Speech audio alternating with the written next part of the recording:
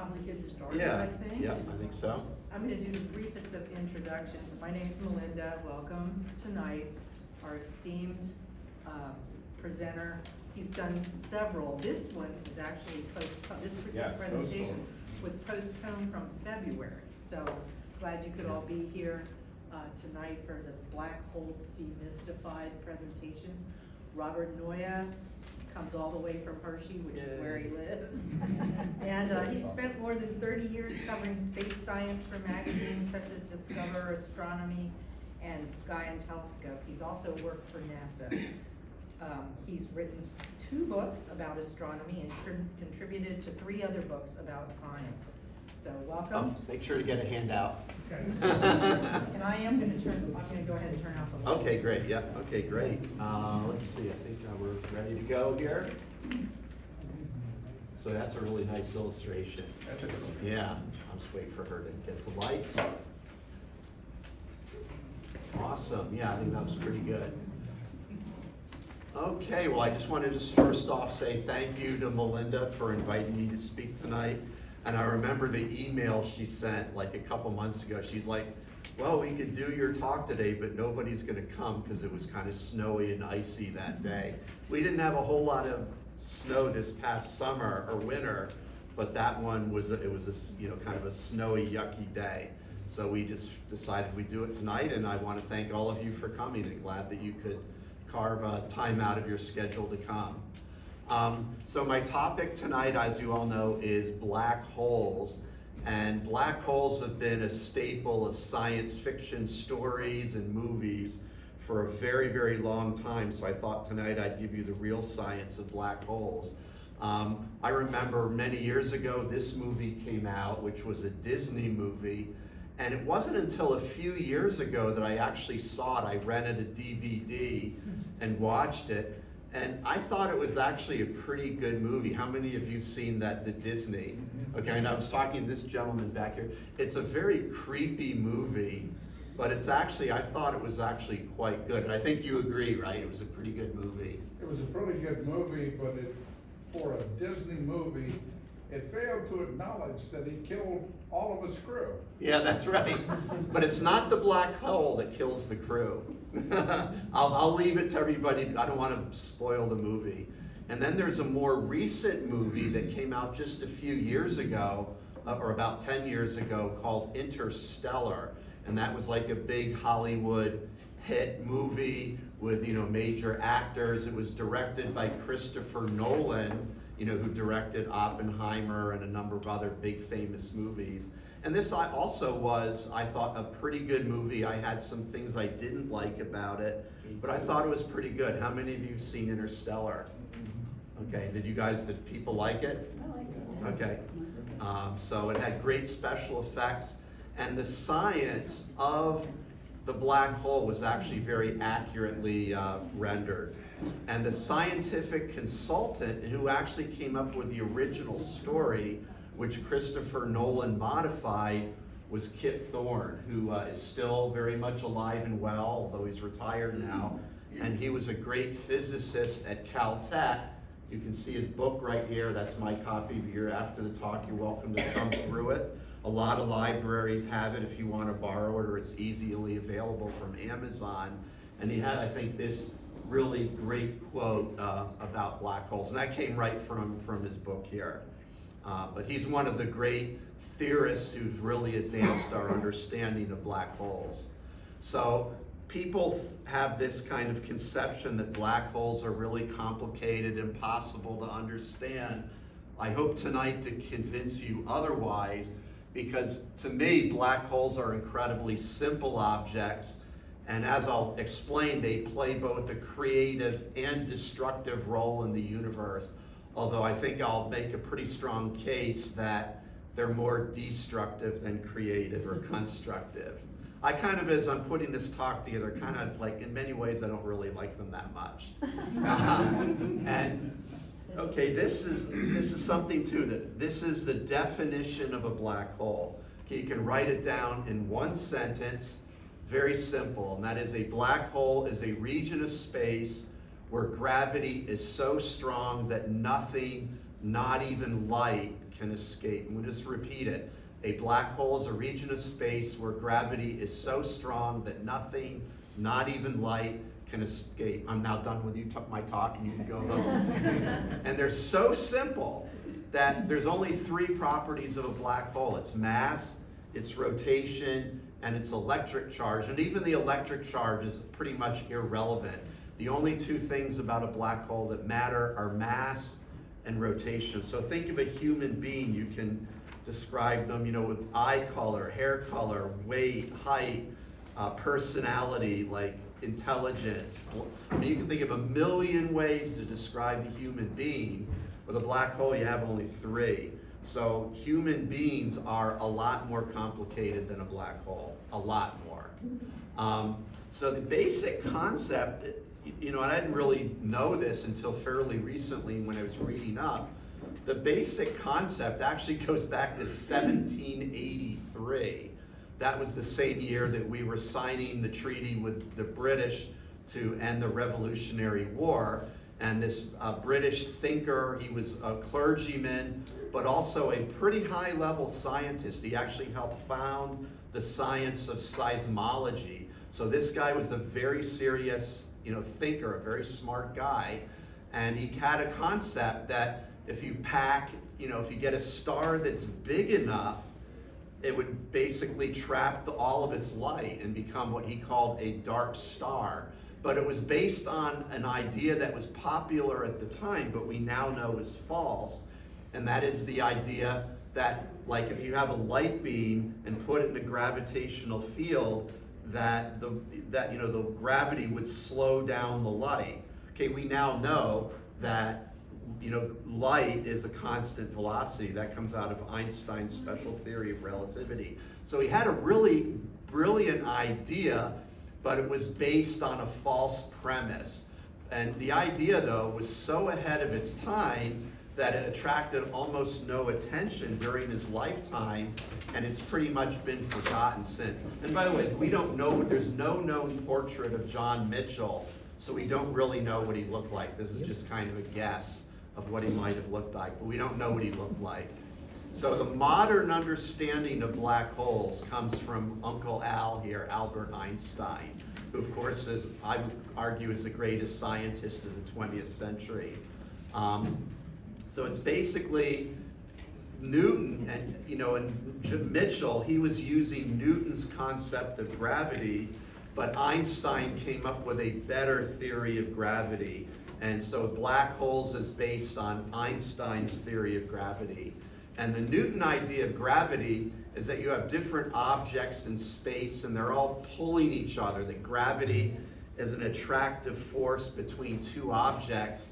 It's sort of like there's an invisible tether that's connecting, for example, here the Earth and the Moon.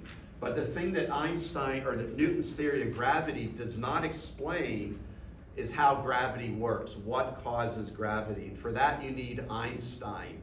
So Einstein gave us a very different picture of gravity. It's more of a geometrical effect of, you have, let's say, a massive object like Earth, and it creates a distortion or warping of space-time. And so you have an object like the Moon that is following the curvature of this distorted space-time caused by Earth's mass. And of course, the Moon also puts a little indentation of space-time as well.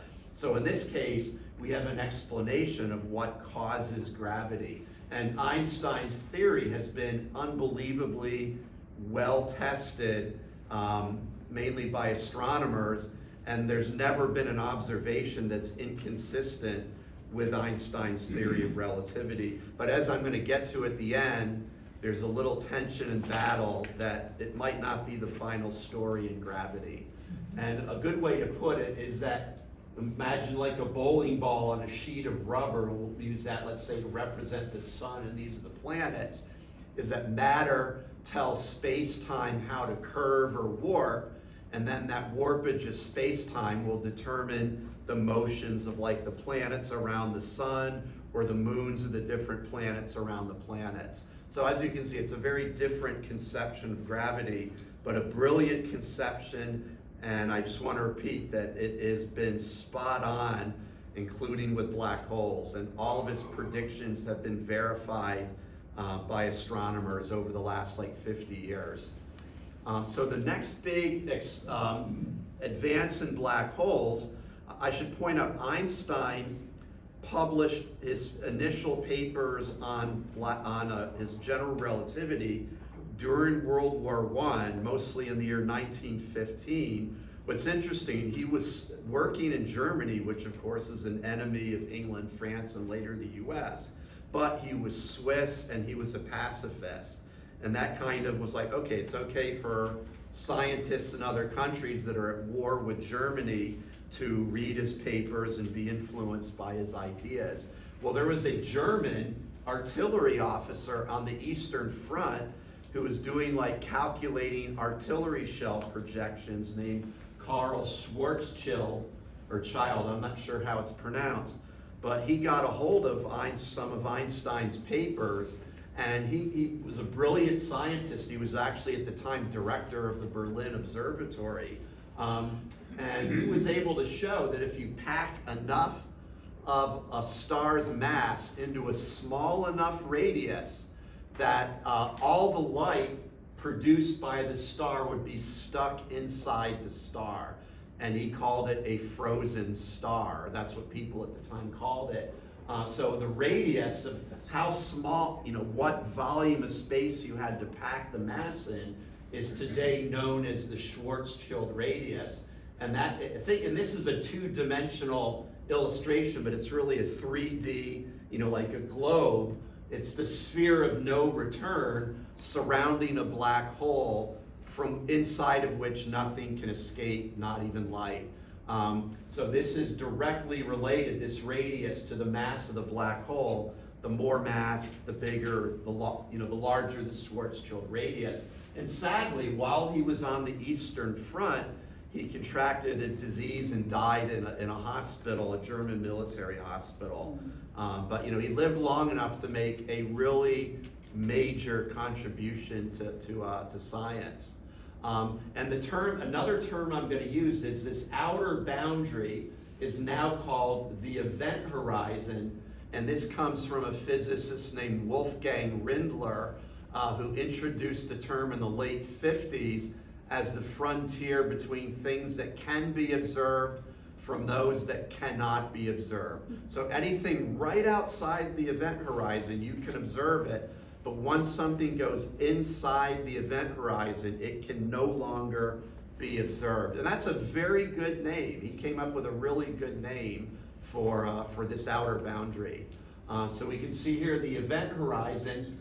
Now, general relativity predicts that all of the mass of a black hole is compressed into the center. Now, this dot here is actually not accurate. It's actually, you wouldn't even be able to see it. In general relativity, you get a point where you could, let's say, cram the mass of like hundreds of suns into a tiny point called the singularity that has zero volume, which means it has infinite density because you have mass over volume, and the volume is zero, okay? So Einstein, when people were doing these calculations, he goes, if this result were real, it would be a true disaster. And I think this cartoon captures the spirit. Just give him whatever he wants.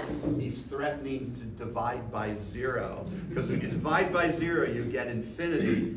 And scientists and mathematicians hate infinity. They hate dividing by zero. So this is really how general relativity conceptualizes a black hole, is you have the event horizon, anything that falls inside is just going to go all the way down to the center at that singular point at the center with infinite density called the singularity.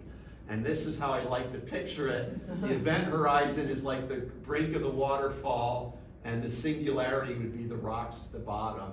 And I hope this guy was okay. I mean, I'm assuming it's a real picture. I found it on the internet. I mean, it might just be somebody used some program to create the image, but it's a really nice picture.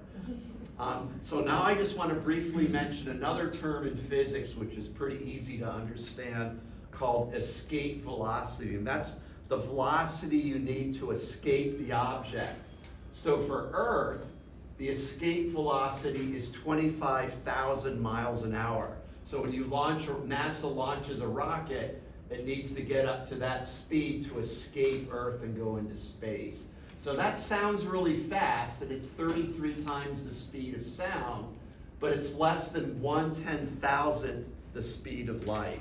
So you might be wondering, how small would you have to compress the Earth to get the escape velocity to exceed the speed of light? In other words, the escape, the event horizon, what would be the diameter of the event horizon, or the Schwarzschild radius? And that's about 1/3 of an inch. So that you double that for the diameter, so the Earth would have to be compressed into the size of about a marble to turn the Earth into a black hole. So I'm not too worried about that. If you wanted to do that to the sun, here you see the sun is much larger than the Earth, and the sun's mass is 333,000 times the mass of Earth. Well, to get the sun to become a black hole, you'd have to compress all that mass into a sphere a little under 4 miles across, like roughly the diameter of the city of Harrisburg. So that's not going to be happening anytime. In fact, it'll never happen. And for the rest of the talk, I'm going to be expressing black hole masses in terms of solar masses. So a 10 solar mass black hole would have 10 times the mass of the sun. If the sun were turned into a black hole, it would have 1 solar mass. So the big question was, would nature actually permit such totally ridiculous objects to form in the universe? Well, I think all of you know who this gentleman is. Robert Oppenheimer. This is what he was most famous for prior to his involvement in the Manhattan Project. He was chosen to be director of the Manhattan Project because he was a great scientist and a great physicist. What's interesting is they were mainly working on particle physics. Before the war, a lot of his work was astrophysics, kind of a different field, and he did calculations with a group, when he was the leader of the group in the late 1930s, that showed that, like, if you get enough mass into a small enough volume of space, no force of nature, like no force of like electron pressure or neutron pressure, could stop the collapse of gravity. The gravity would cause the ultimate collapse into what we now call a black hole. So that was a really major, and he was correct in his calculations. It was a brilliant paper. What's interesting though is there was such resistance to this idea that Einstein read the paper. He's like, well, it's a great paper, but once again, they're like, okay, you can form a black hole on a sheet of paper with calculations, but nature would never actually allow that to actually happen. There must be something in nature to prevent that ridiculous outcome. So for many years, these were just theoretical constructs, or most scientists didn't think they existed. And they were calling them, gravitationally completely collapsed object. That's kind of a clunky name. So in the late or early 60s, this Princeton astrophysicist, Robert Naeye, first used the term black hole, and he named it after the black hole of Calcutta, which was a dungeon that the local Indian governor of the Calcutta region had captured 64 British soldiers, put them in this tiny little dungeon, and overnight most of them died of heat exhaustion or suffocation. So this was kind of an infamous episode from history, but it inspired Robert Naeye to give them that name. The next big breakthrough came in 1965, when a British physicist who's still alive, and in fact a big biography just came out about him, named Roger Penrose, showed that the formation of the singularity, that's that point of infinite density, is an inevitable prediction of Einstein's general theory of relativity. And for this and other contributions, and I'll mention this again later, Penrose shared the 2020 Nobel Prize in Physics. And I guarantee you nobody disputed that he deserved this award. He was also, by the way, a very good friend and colleague of Stephen Hawking. And then in 1967, even though the term had been around for a number of years, it wasn't being used very widely, but an American physicist, he was also involved in the Manhattan Project, named John Wheeler, started to use the term black hole in all of his talks. It's kind of a catchy name, so it sort of just took off, and that's how they became known both among scientists and also the general public. So, it did lead to an increase in scientific interest, but as I'm going to explain, well, they're not really holes, considering when you think about it, there's like this point of infinite density at the center. That's like the opposite of a hole. And they're actually, they're not really black, as I'll explain later. So it's actually not really a very accurate name to describe them. Another major breakthrough that same year was made by Anthony Hewish and his graduate student, Jocelyn Bell. Actually saw a few years ago, she gave a really great talk up at Penn State main campus that I attended, and I got to meet her in person, and that was a thrill. And what they did is they discovered pulsars, which are basically rapidly spinning neutron stars with very powerful magnetic fields, and they give off pulses of radio waves. And at first they thought they might be alien civilization beacons. LGM. Yeah, LGM for little green men, but then they started finding a whole bunch of them in different parts of the sky, and they're like, well, that's not what we think aliens would be doing, and they figured out, and it was actually going back to a lot of Robert Oppenheimer's work in the 1930s, that these were collapsed stars called neutron stars, and these are the last step on the road to black holes. So here's an artist rendition of a neutron star in a binary system with a black hole. So if you took a neutron star and added just a little bit more matter, it would then collapse into a black hole. The exact dividing line in mass between a neutron star and a black hole is not known precisely, but it's somewhere between 2 and 3 solar masses. So in other words, if you have a collapsed object that's 2 solar masses, it's a neutron star. If it's more than 3 solar masses, it's a black hole. And where that dividing line right now is probably around 2.5 solar masses. Not quite known yet. So once again, the question is, do black holes actually exist in nature? And this was the first object that the scientific community came around to saying, yes, this is a black hole. And what happened is, in 1964, an Italian-American physicist named Riccardo Giacconi, he had already done a couple earlier sounding rockets with X-ray detectors, and the one he launched in 1964 discovered a very bright X-ray source in the constellation Cygnus. Because it was the brightest source in that constellation, Cygnus the Swan, they called it Cygnus X1. And when they launched a later satellite, could really pinpoint its location. This is the Uhuru satellite. That's the Swahili name for freedom, because it was launched in Kenya right after Kenya got its independence from Britain. It was not named after the Star Trek character. So they launched Uhura, and it was able to really pinpoint the location of Cygnus X1. And then they matched it up with optical telescopes, and there's a very extremely massive luminous star there. Okay, but by that point, they knew enough about stars that astronomers realized there's no way that star is emitting anywhere near enough X-rays to account for this really bright X-ray source.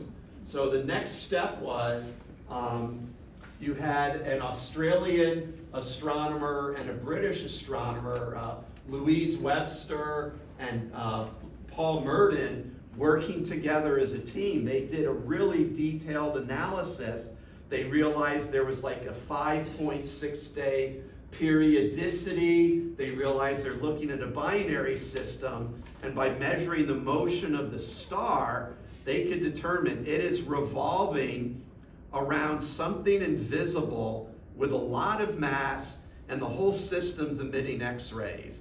So I think it was about 1971 or early 72, they published a brilliant paper saying that Cygnus X1 is a binary system with this luminous star that we can see and a black hole.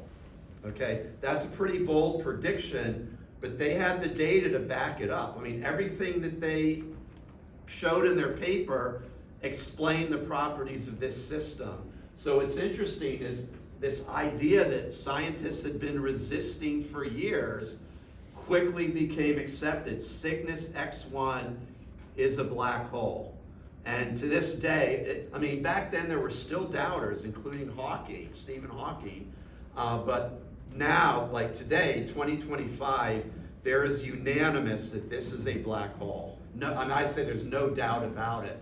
They found a black hole. And for that, I think they should have won the Nobel Prize. The problem was, and this is a little sad, he's still alive. She died of cancer like very young, around 1990, and they don't give posthumous Nobel Prizes. Like if she was still alive today, they might have won the Nobel Prize. So I don't really know, but I think this was such an important, profound discovery, and they did the hard work to prove it, that they deserved the Nobel Prize. So this is an illustration of the system. This is the blue, it's called a blue supergiant. This star is like 1,000,000 times more luminous than the sun. It would, like if you got close to it, it would be so blindingly bright.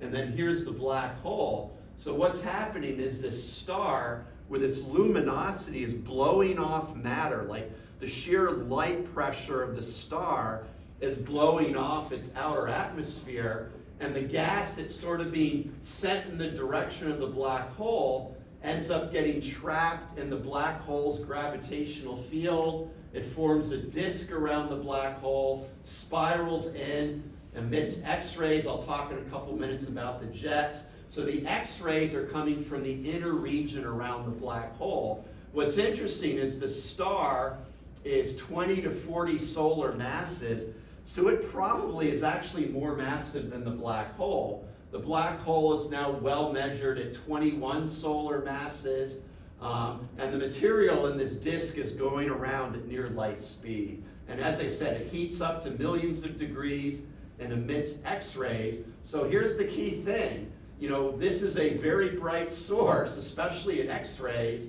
So this is a black hole. It ain't black. I mean, the hole itself in some ways is, but it's a very bright, easily detected object once you can detect X-rays. So black holes can actually be very bright, but they need a source of accreting material like a star to light up.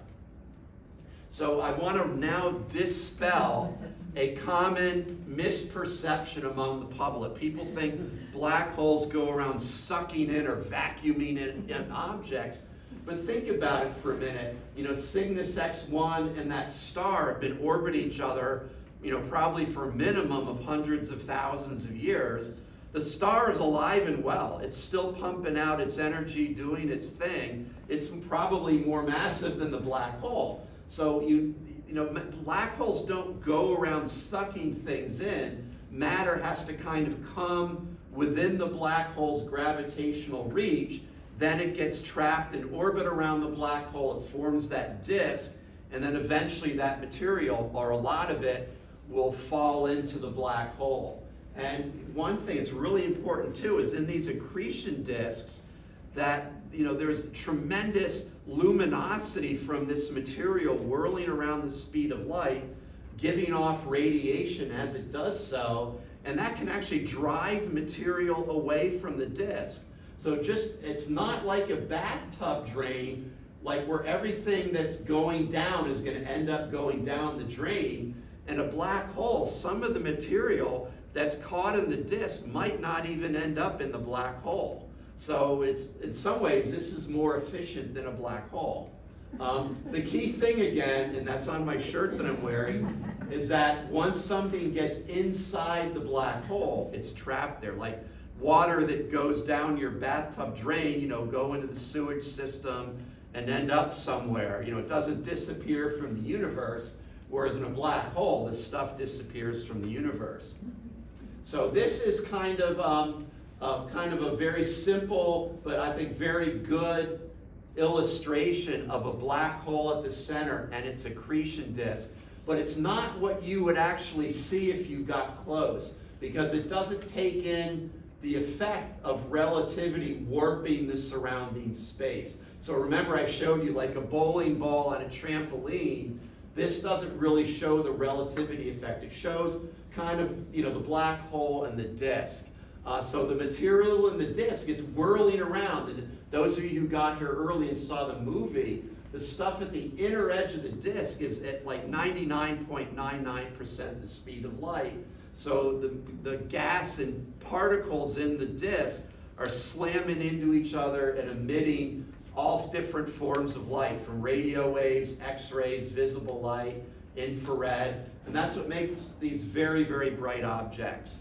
This is what you would actually see, and this is showing the warping of space-time, where this is the back side of the accretion disk, and the extreme gravity of the black hole would actually allow you to see behind the black hole, because the gravity is acting like a lens.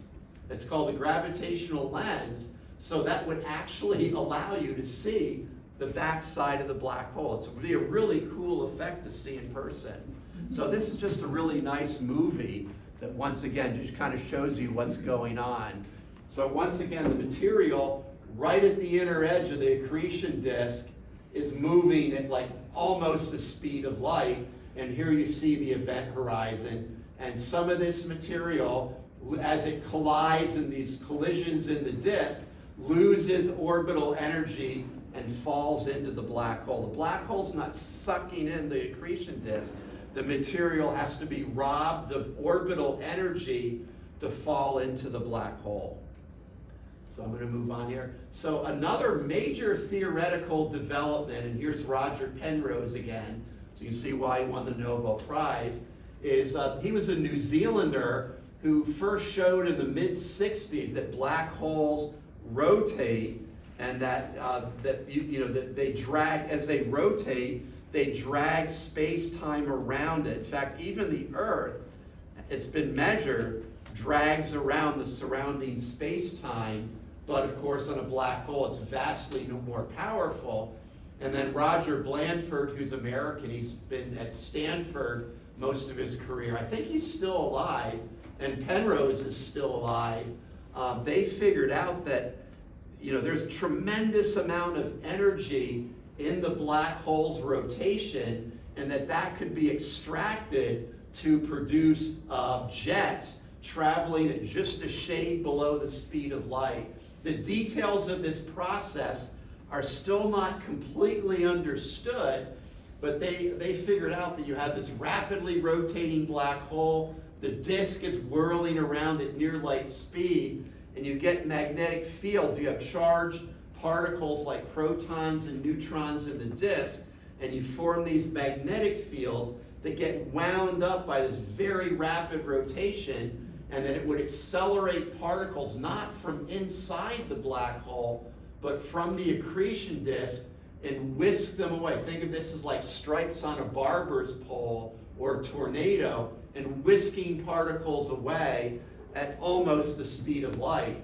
And so these jets have been seen all over. Like a lot of black holes, if they're accreting matter, they are also producing jets. So this is a stellar mass black hole. I can't remember, I should have written down the catalog name, in our galaxy. And this is the same black hole. This is just a radio image. The black hole's in the middle. You see the two jets shooting away. And this is from a European X-ray satellite. But once again, for a black hole to produce a jet, you need a nearby source of material. A star is the best way for a black hole to produce a jet. And of course, this might be reminiscent of the Death Star in Star Wars. And I actually, at a store in Hershey, the beer vault, I found this can, and they have, their beers are, a lot of them have like astronomical names and themes. So this is called an MC3 beer after Einstein's equation, although that's MC squared. And this is actually an illustration of a black hole producing a jet. And if you would have asked me like 5 years ago, I never would have imagined there would be a beer can, with showing a black hole and producing a jet. And the owner of the store, who's a friend of mine, he's actually into astronomy. So he thought this was pretty cool when I pointed it out to him. So you might be wondering, how do these stellar mass black holes form? These are black holes with roughly 3 to 50 times the mass of the sun. And this is actually very well understood. You take a very massive star, maybe a star that starts its life with 20 to 50 times the mass of the sun. It ends up, at the end of its life, it expands into a supergiant, and then eventually it runs the core that's generating the heat that props up the star against gravity.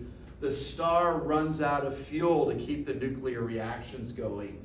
So the core of the star is going to gravitationally collapse. This is work that Oppenheimer did in the 1930s. If it's below, 2 to 3 solar masses, it'll form a neutron star. That's what I talked about earlier. But if it's more than 3 solar masses, then it's going to form a black hole. There's nothing that will stop that collapse. That's what Penrose showed that'll prevent it from forming a black hole. So here's just an illustration of a supernova where you get this explosion of a star that's more massive than the sun. It can briefly produce more light than an entire galaxy's worth of stars.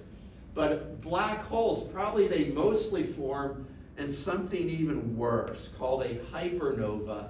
And what you have here is a star at the center that forms a black hole. The black hole's spinning rapidly, so it produces those jets that I talked about, and the jets actually punch through the star, which adds to the energy of the explosion. So these are unbelievably nasty, powerful events. So here's a movie of a supergiant star. We're zooming into the core, and here's the core of the stars imploding to form a black hole. There's an accretion disk here, and you see the jets shooting off in opposite directions and eventually punching through the star. And this has been observed from a distance, fortunately. And here's another movie, and this one has some sound to it. A hypernova.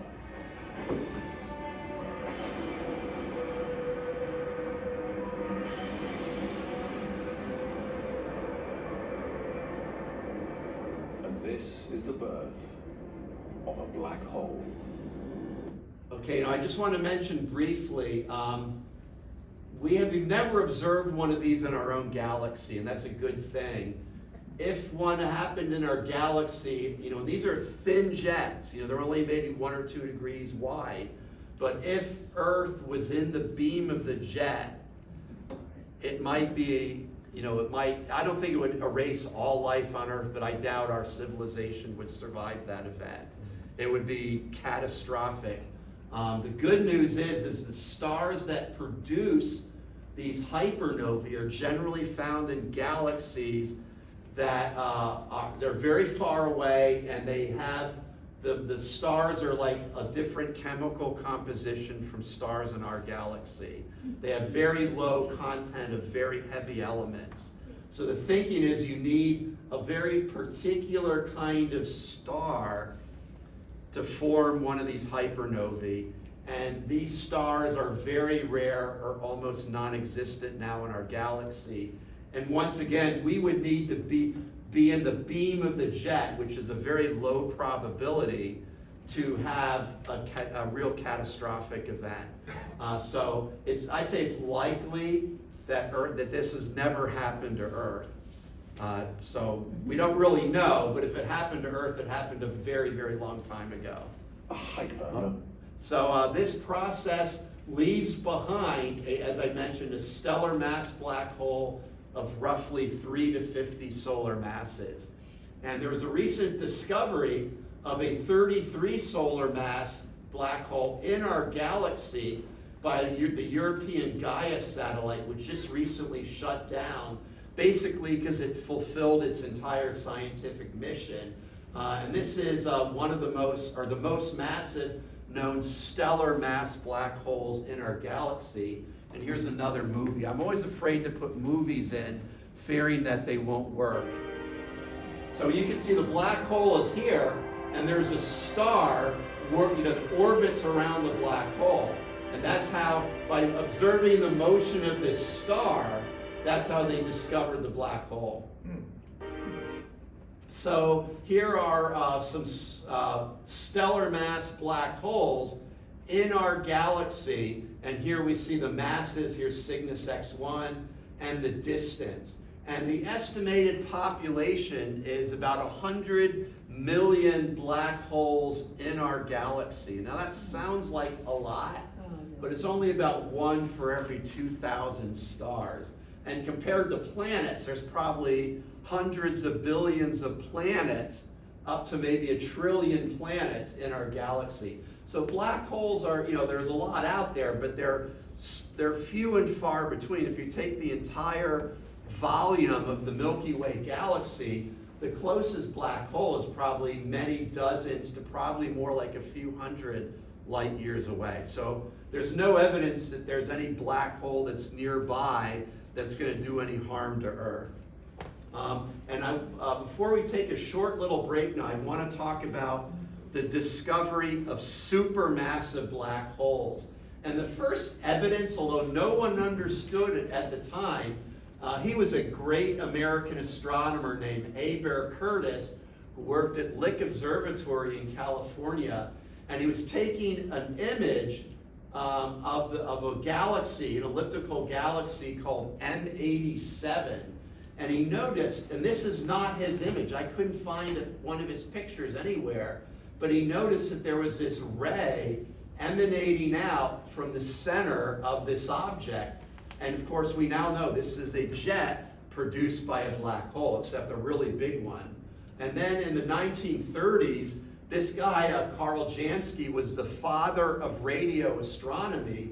He worked at Bell Labs at the time, and he built this big radio antenna in his backyard, and he detected what he called extraterrestrial radio disturbances coming from the center of our Milky Way galaxy. He didn't know it at the time, but he was detecting radio waves coming from right outside a black hole.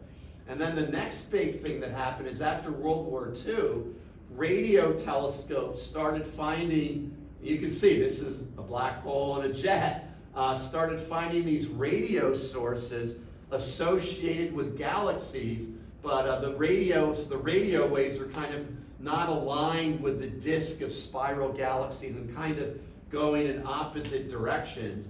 And then there was another class of really weird objects that astronomers started finding. They were finding them because they were very bright radio emitters, emitting a lot of radio waves. But when astronomers then pinpointed the coordinates, looked at them with a regular optical telescope, they'd see something that just looked like a star. So the next thing is, well, what is this thing? So you take the spectrum, and the spectrum made no sense at all. Like, they didn't look like the spectrum of a star or a galaxy. These were like totally weird, mysterious objects that were called quasi-stellar radio sources, or quasars, and some astronomers just started calling them radio stars. So for about 5-10 years, this was a huge mystery in astronomy, and it took a genius to figure out what we were looking at. And that genius was a Dutch-American astronomer named Martin Schmidt, who was working at Caltech using the 200-inch observatory on Palomar Mountain.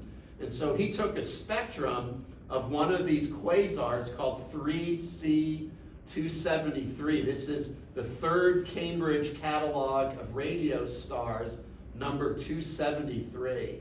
And so that night where he had his epiphany, and we know the exact date, just actually, by the way, a few weeks before I was born, he went home and he's told his wife, Cornelia, that, quote, something terrible happened at the office today.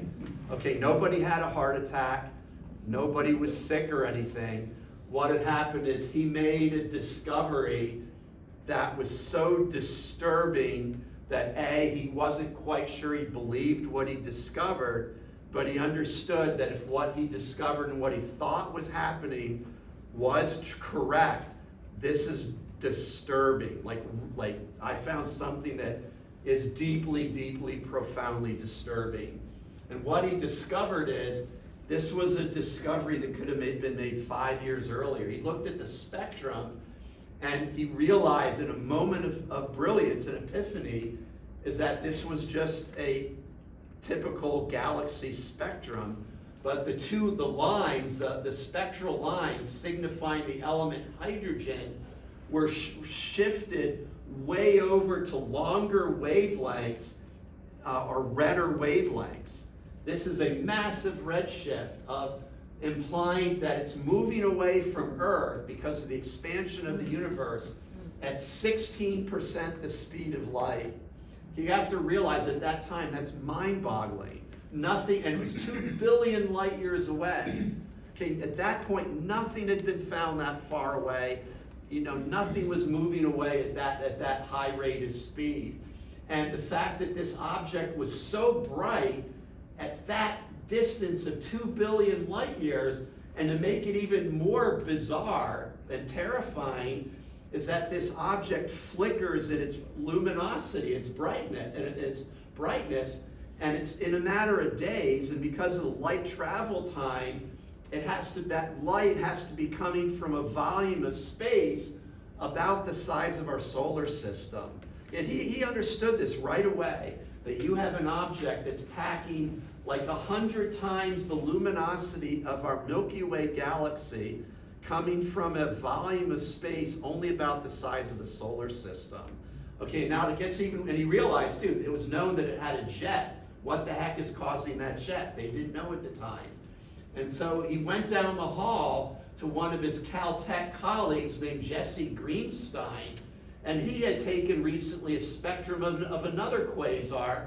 So then if you assume that this redshift applies to that, okay, that thing is moving away from Earth at 37% the speed of light, and it's 5 billion light years away. Okay, this was by far the most distant known object in the universe at that time, by far. And then they had to what physical process could possibly produce such a staggering amount of energy output in such a small volume of space. And both Schmidt and Greenstein realized, okay, we have 2 here. There's got to be a lot more of these. Some of them maybe we haven't seen yet because they're so far away we haven't detected them yet. So there must be a lot of these things out there. So you can understand why it's like, this is terrible, why he said that to his wife. And a couple years later, as they started finding more and more quasars, Schmidt got himself on the cover of Time magazine with the headline here, Exploring the Edge of the Universe. And I should just mention, and I'll get to this later, these are very nearby quasars. We know of quasars that are now much farther away than 3C48 and 3C273. So Schmidt devoted he was still relatively young at the time, and he died just a few years ago, and I think he lived into his 90s, so he lived a long, I think, good life. He spent the rest of his life studying and discovering quasars, and there's a book here that is owned by this library, and when I'm done tonight, I'm going to turn it back in, called First Light by Richard Preston, who wrote the book Hot Zone. He's a great science writer, and the story of this discovery, he is really beautifully told in that book. So if anybody wants to borrow that book, you can borrow it from this library.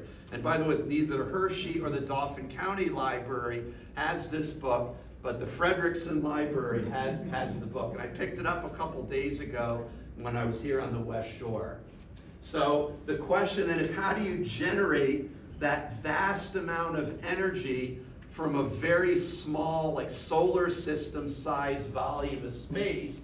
And that's when the theorists got to work, and over the into the mid and late 60s and into the early 70s, the theorists were able to figure out what's going on. And then what they did is they ruled out a lot of different possibilities, and the only thing they were left with is that the gravitational energy that you get, the gravity of a supermassive compact object, was the only force of nature that could release and unleash this staggering amount of energy. So he was Soviet. Salpeter was originally from Austria, later escaped the Nazis. He was Jewish, went to Australia, but then came to the US and did most of his work in the US. And Donald Lyndon Bell was a great astrophysicist in England. And they figured out what was happening, and I think that none of them won the Nobel Prize. I think all three of them should have won the Nobel Prize for this. So once this idea came out that you can have supermassive, millions or billions of times the mass of the sun, you can have a black hole with that staggering mass in the center of a galaxy, astronomers started looking for them.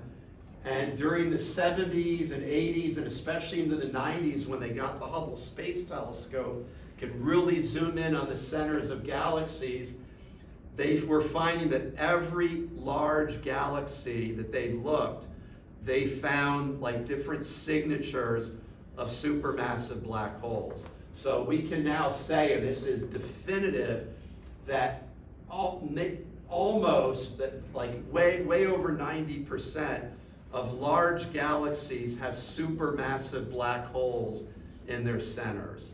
And they were probably very important for the formation of the galaxy itself. So what I'm going to do is I'm going to take a very short break and take 2 or 3 questions, and then I'm going to move on to some of the really nasty things that black holes do. So I'll maybe take 2 or 3 questions, and then we'll move on. Yes?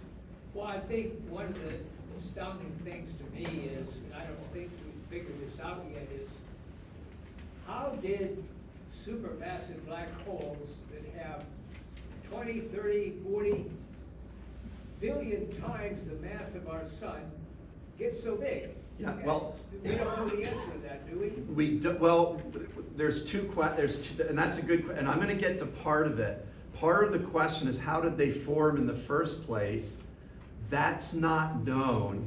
How they got big, they probably didn't start off with their current masses. They grew by accreting matter, and you could have, let's say, galaxies that merge, each with a supermassive black hole. And I'll mention later, the black holes will collide and merge.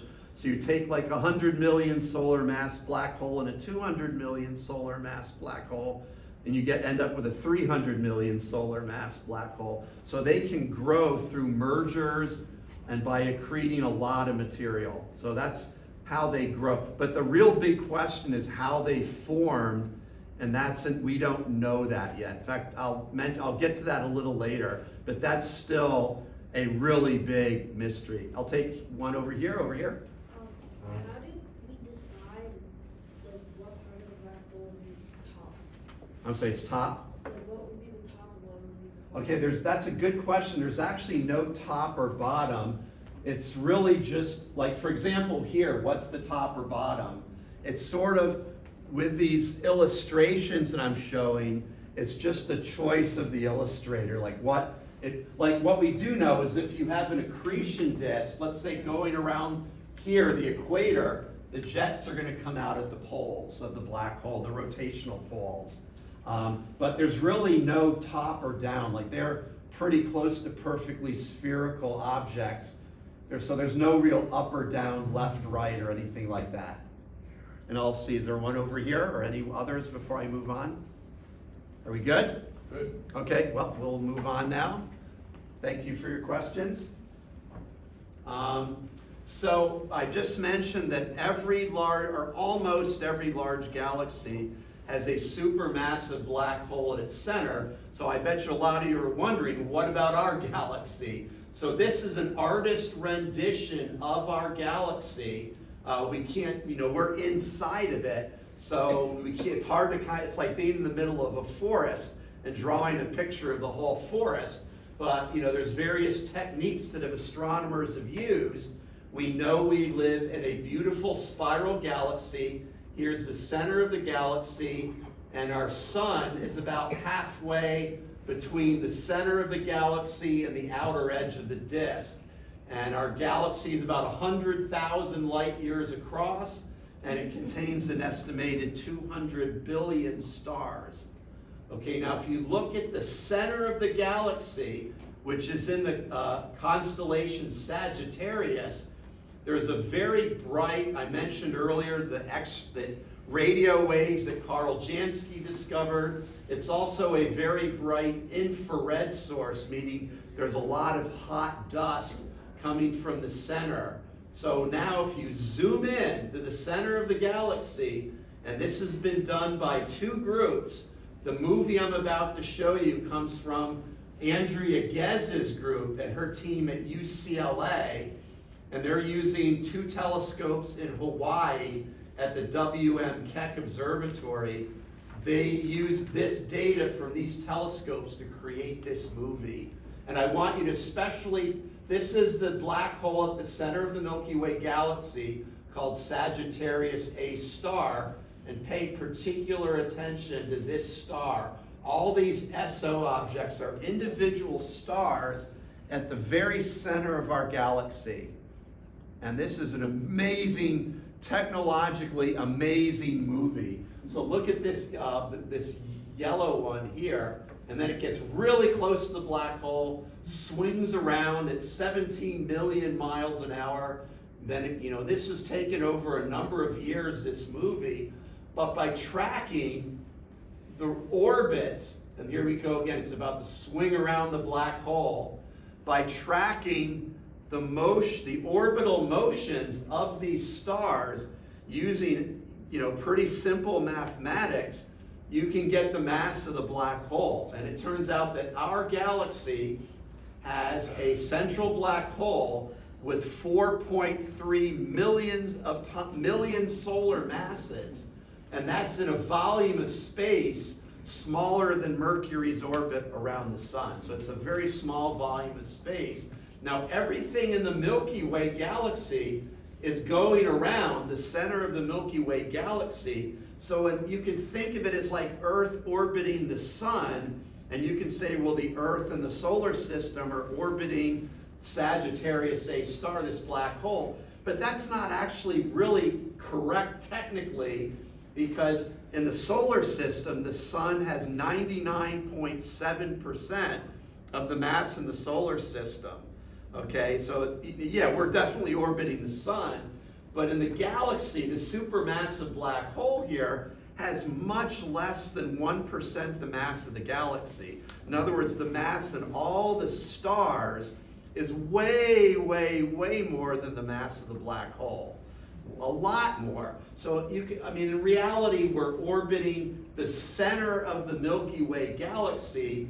And yes, there's a black hole at the center of the galaxy, but we're really orbiting all the mass inside of the solar system's orbit around the galaxy. So it's sort of technically not precise to say that we're orbiting the black hole. And I want to also mention that our black hole, as impressive as that sounds, it's really not all that massive. And it's actually a little bit smaller than it should be, given that the Milky Way galaxy is a very, very large galaxy. As an example, the Milky Way galaxy is in a cluster called the local group of about 45 or 50 galaxies. The biggest one is the Andromeda galaxy. We're a little bit smaller. We're like 50, 60, 70% the size of the Andromeda galaxy, we're basically almost twin galaxies. Every other galaxy in the cluster is way smaller than the Milky Way galaxy. So the Milky Way is a very, very large galaxy. You would actually expect it to have an even bigger black hole. Now this movie, there are two of them. We saw the one from Andrea Gez's group at UCLA. Well, there's a European group led by Reinhard Genzel in Germany, and he got the exact same data using a telescope in Chile called the Very Large Telescope. He got the exact same result, and they got the same mass measurement for the black hole. So the fact that you had two groups doing this independently, they get the same result, everyone's going to believe it. So they, with this tremendous observational work that they did, they, along with the theorist I've discussed, Roger Penrose, shared the 2020 Nobel Prize for Physics. And everyone, like no one is disputing that they deserve the award. Everyone agrees that they absolutely deserve the Nobel Prize. So congratulations to them. They deserved for their great work. And it's interesting too that the Milky Way central black hole, it's not uniform in brightness. It actually, if you look at it in X-rays, it gives off flares where for a short period it brightens up, and that's presumably because, let's say, some little morsel of gas or a comet, something fell into its accretion disk and got accreted by the black hole, and it gives off a little flare. The energy is not so great that it's like swallowing an entire star. It's swallowing something of fairly low mass, maybe even a planet. And if you look at it, the same thing. This is a plot of its infrared brightness over just a few hours on July 28, 2005. And you can see that it's flickering in brightness. That might be due to its accreting a little bit of matter, or that maybe there's some kind of instability in the disk or going around the black hole. Okay, now you might be wondering, what's the record holder for the most massive black hole? And it's this inconspicuous, here's by the way a spiral galaxy seen edge on. This is probably much closer. This is probably similar to our Milky Way. So this is the most massive black hole known, with 66 billion times the mass of the sun. That makes it 15,000 times more massive than the wimpy little black hole in the center of our galaxy. And astronomers are now debating if we need a new class of black holes called ultramassive black holes that are like 10 billion or more times the mass of the sun. And this is the largest one we found, but the question is, how massive can they get? And if we could see the black hole, this in ton 618, this is how big it is. It's like, it's actually bigger than our solar system, and it's such an enormous amount of mass that it actually is a pretty sizable object.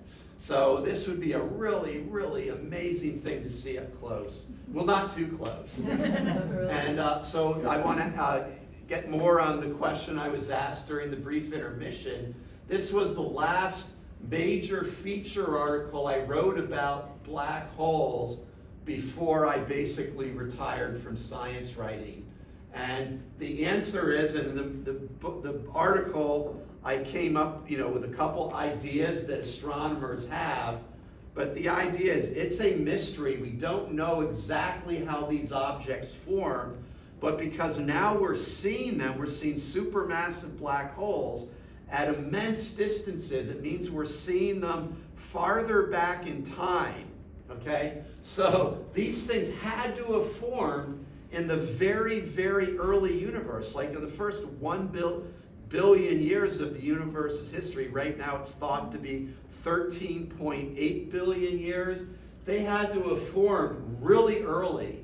The current thinking is after the Big Bang and materials kind of rushing outward from the expansion of the universe, you had clouds that had very large concentrations of matter, and some of those clouds which might have had, hundreds of millions of times the mass of the sun, maybe collapsed under gravity to form these supermassive black holes. They started accreting matter, growing matter, merging with each other, as I explained a few minutes ago. But the short answer is, we don't really know how these objects formed. It is a major unsolved problem in astronomy and astrophysics. So these really massive black holes that are accreting matter at a very high rate and forming jets, these are what are producing the quasars that I mentioned earlier that Martin Schmidt discovered were accreting black holes. And these are unbelievably powerful objects. And as this material is whirling around the accretion disk, it's giving off, X-rays, radio waves, light of all forms. It also creates winds and outflows and jets. And that has the interesting effect of helping to blow away the accretion disk. So you've got kind of a battle between the outflows and winds being generated inside the disk, along with gravity that's trying to blow the disk apart, whereas the gravity of the black hole is trying to draw matter in.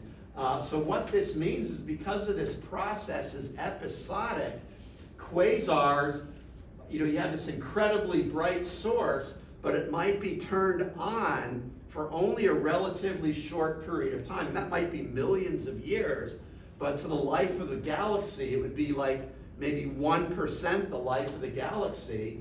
And that's exactly what is seen when astronomers look back, especially with things like the Hubble Space Telescope and now the James Webb Space Telescope. They're finding that quasars in the modern universe, here we are now, very rare. It's not zero, but very, very rare. But when you go back in time, getting closer to the origin of the universe, you get a lot more quasars, which meant that early in the universe, these supermassive black holes were accreting matter in voracious appetites. Like, they were really giving off a lot of energy. But since then, the quasars have largely shut down. And once again, similar to what I showed earlier, these supermassive black holes can wind up the magnetic fields to produce these relativistic jets. Relativistic meaning near the speed of light. So remember, I showed earlier that picture of Haber Curtis from Lick in the 1910s, found that jet. Well, this is a Hubble image of that jet, and it's 5,000 light years long, emerging from the supermassive black hole at the center, which is 1,500 times more massive than our black hole. And once again, the material in this jet is moving at close to the speed of light. And by the way, this galaxy, M87, very different type of galaxy from us. It's a giant elliptical shaped galaxy. And I'll talk a little bit more about it in just a minute or two. Here's another radio image of a jet from the galaxy Cygnus A. So the galaxy with a supermassive black hole is right here, and the jets extend for 300,000 light years in both directions. Remember, the Milky Way is 100,000 light years across, so imagine 3 Milky Way galaxies from here to here. So this is, and the actual black hole would be, on the scale of this screen, would be much, much smaller than my laser dot. Here it would be like the size of an atom. And yet it's shooting these things off that affect space hundreds of thousands of light years away. And this is the longest known jet that spans 23 million light years. This was discovered just a couple years ago with a radio array in the Netherlands called LOFAR.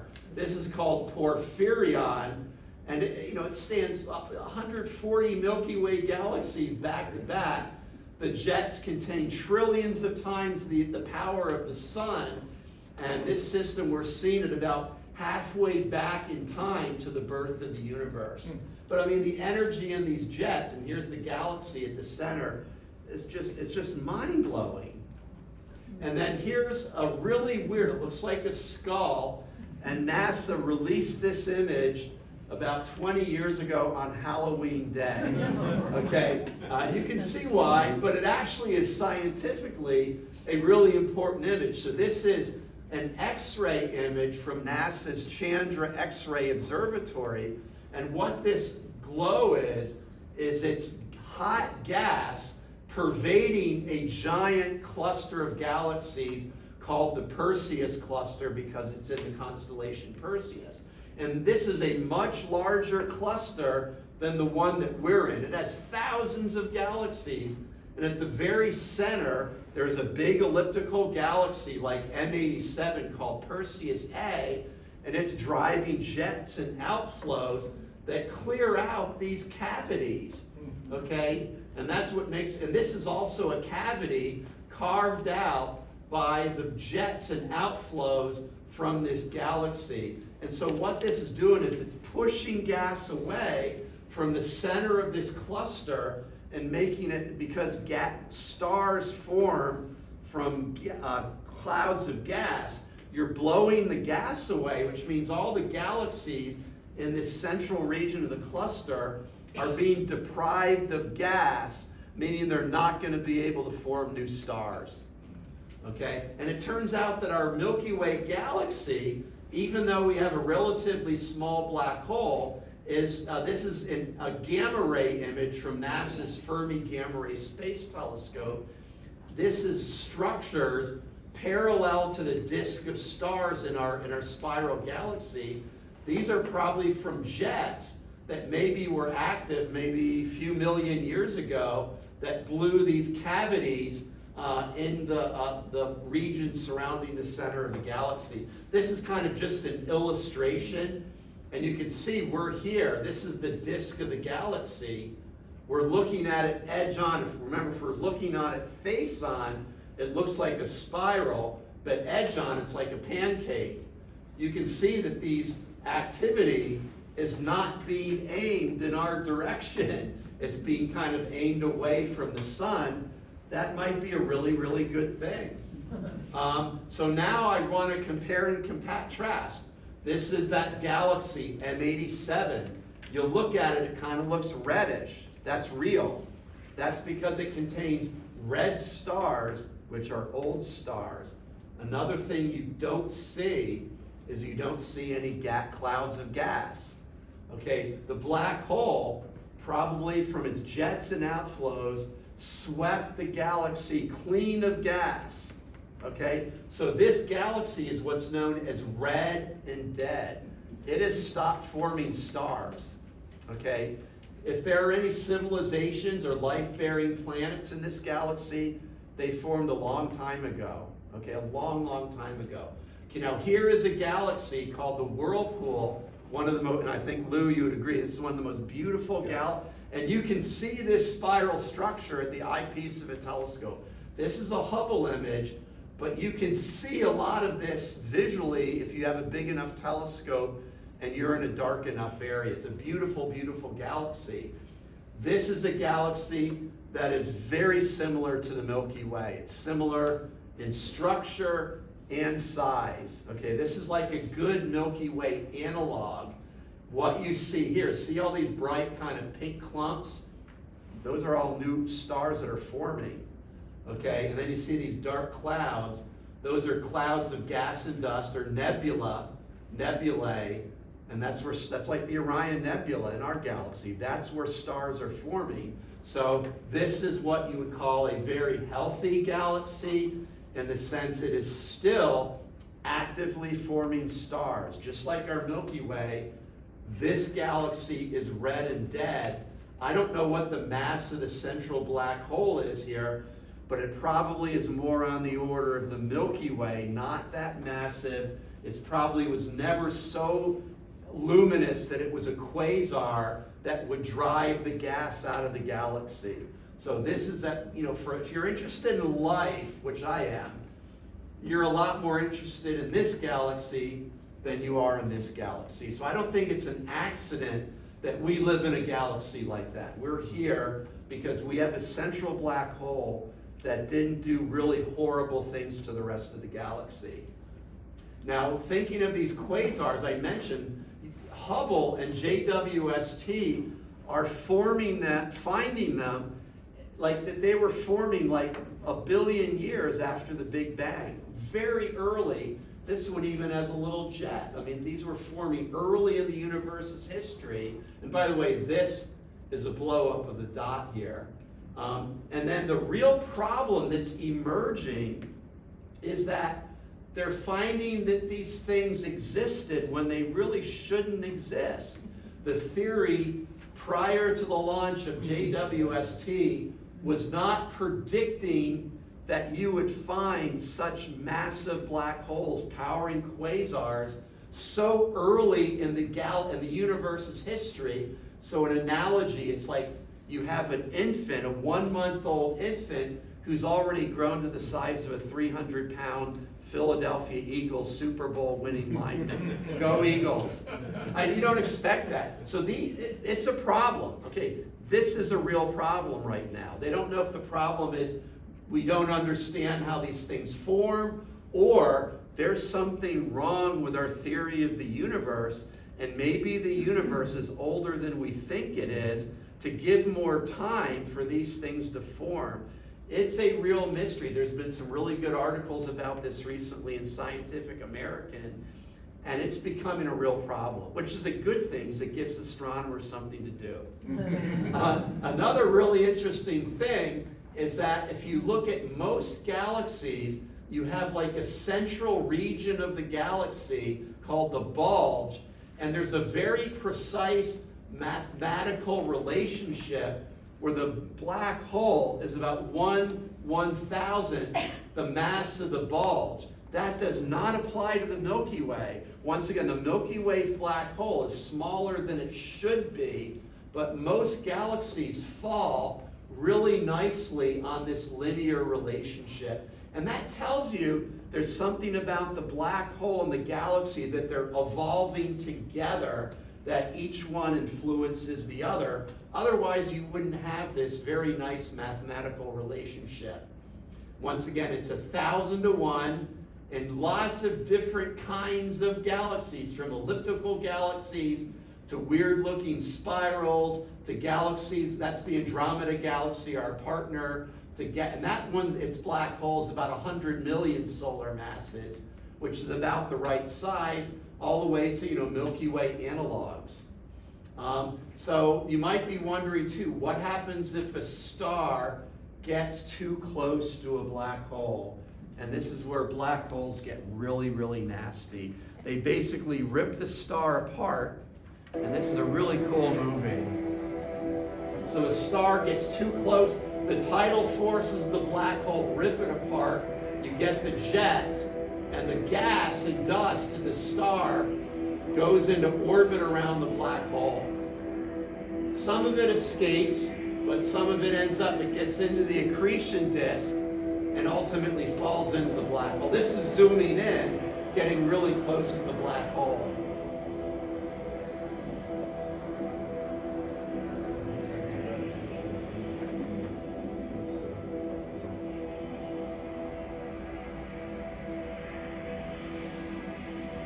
And there are the jets.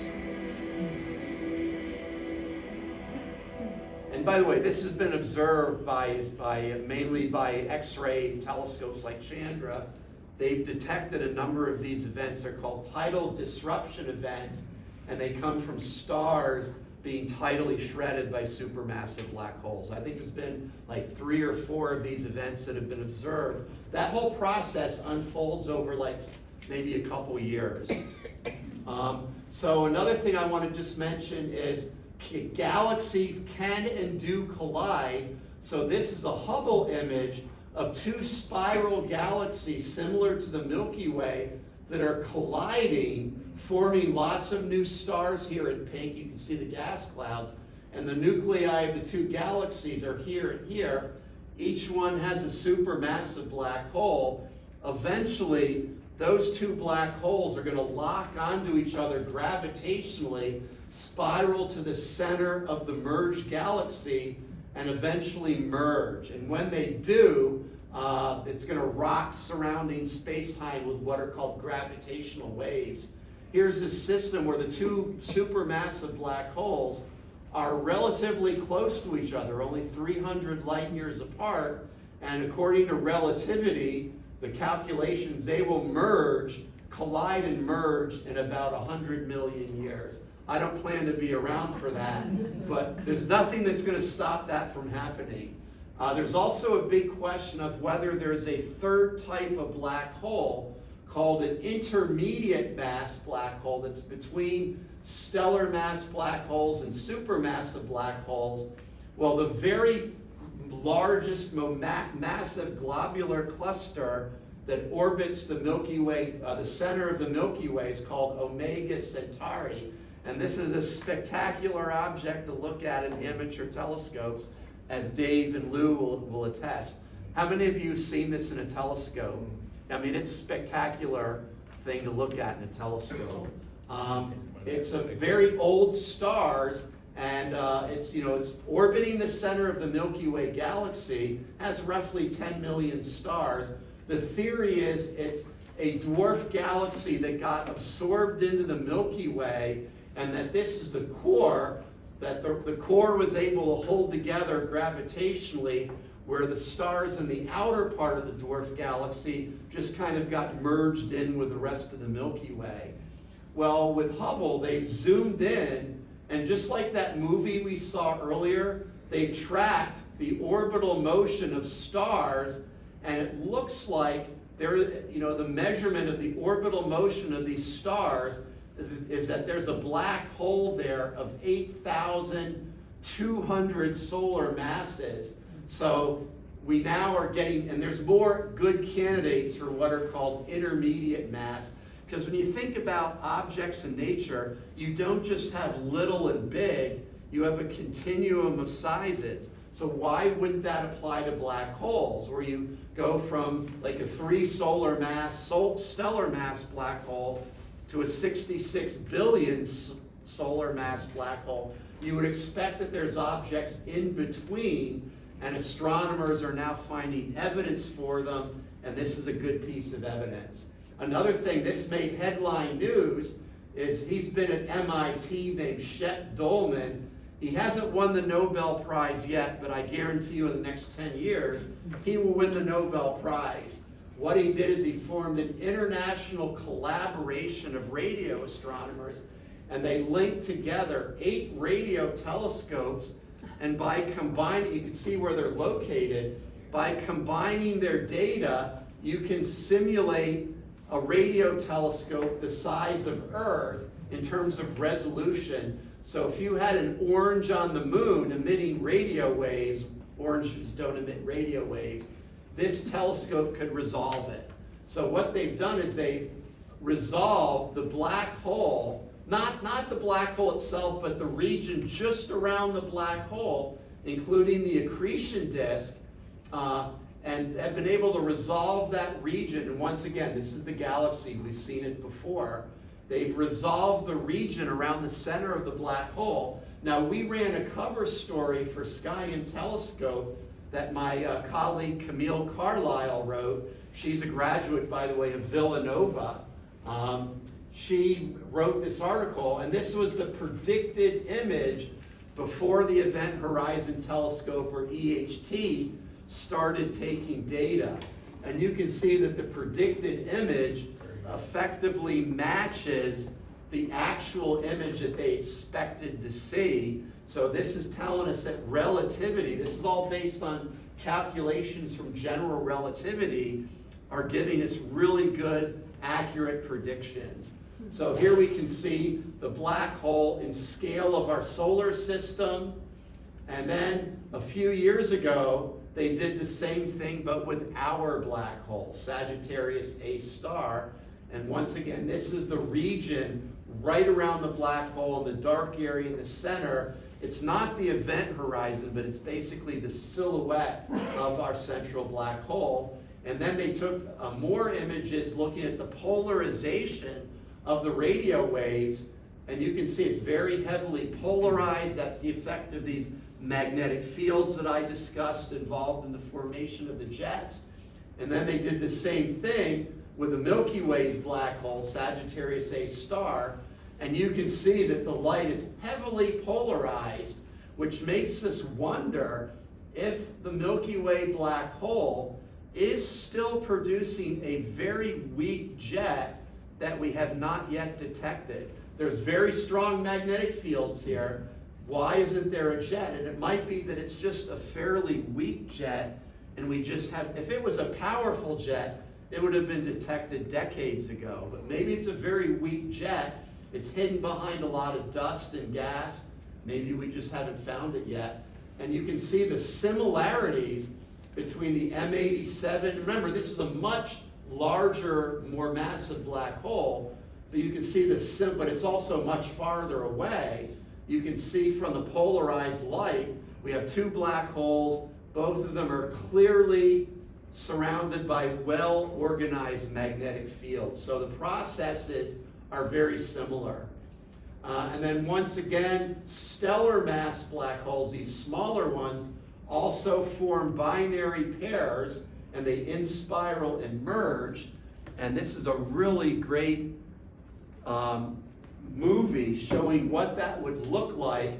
And the gravity of the black holes is totally distorting the light from everything behind the two black holes. Now, this would actually unfold in less than a second. So this is slow motion. And you can see they're getting closer and closer. And guess what's going to happen? Vip! They merge, and things then, you get a ring down. And by the way, I'm a graduate of Oberlin College, so I'm really excited that somebody from my university was involved in that work.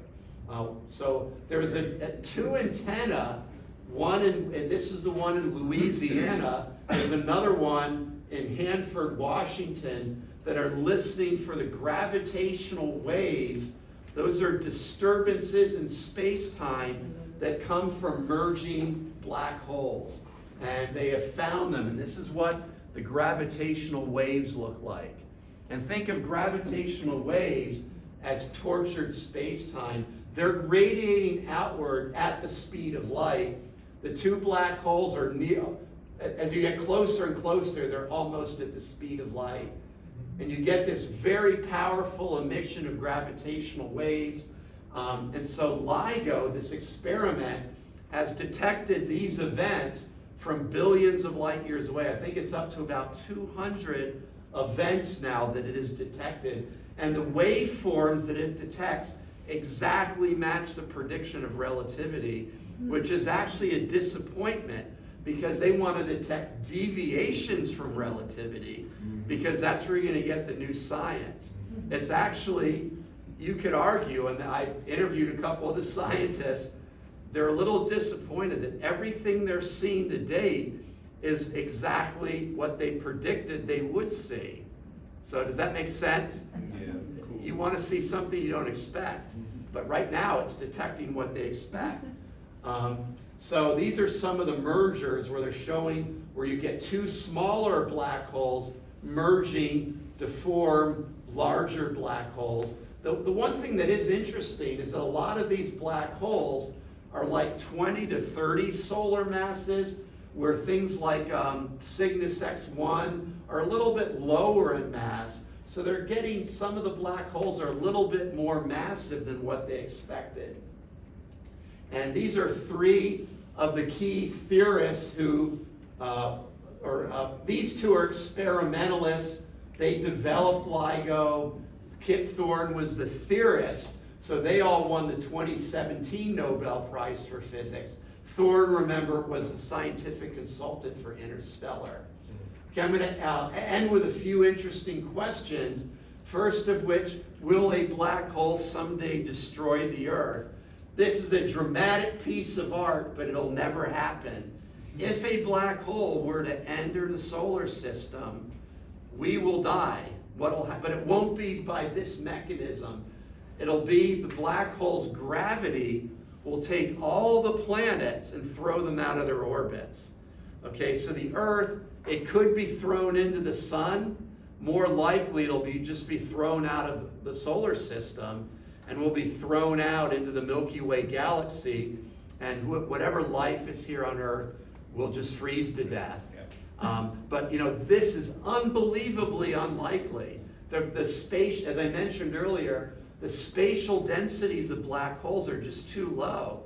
I mean, it's not impossible, but it's extremely unlikely. If another big, massive object enters the solar system and starts throwing the planets out of their orbits, much more likely to be a star than a black hole.